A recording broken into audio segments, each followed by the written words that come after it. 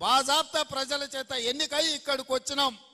6 నెలలనే అంత అయిపోయినట్టు కేసీఆర్ ఏదేదో మాట్లాడుతుండు.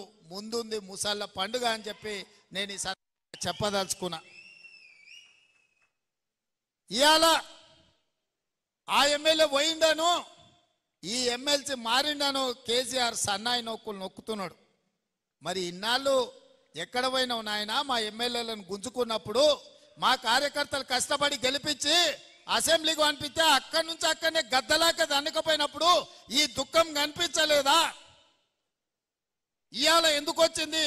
ఎన్నికైనా నెల తిరగక ముందే ఈ ప్రభుత్వాన్ని పడగొడతాం, ఈ ప్రభుత్వం పడిపోద్ది అని చెప్పి బీజేపీ వాళ్ళు బీఆర్ఎస్ వాళ్ళు ఒక్కటై కుమ్ముక్కై మన ప్రభుత్వాన్ని పడగొట్టాలని చూసిరు.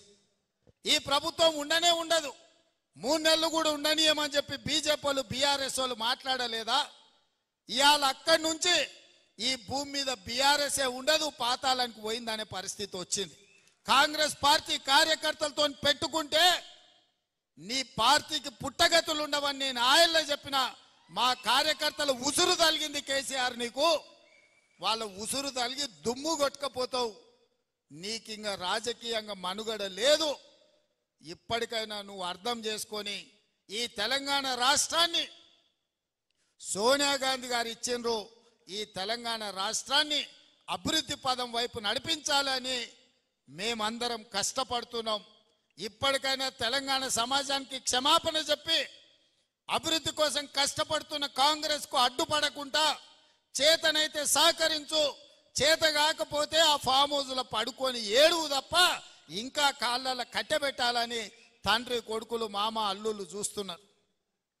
పాతకాలం లాగా లేరు మా కార్యకర్తలు.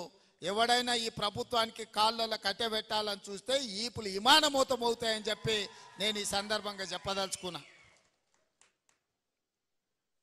తన దాకా వస్తే గాని తెలియదు అన్నట్టుగా ఇవాళ కేసీఆర్ దాకా వస్తే గాని కేసీఆర్కు తెలుస్తలేదు.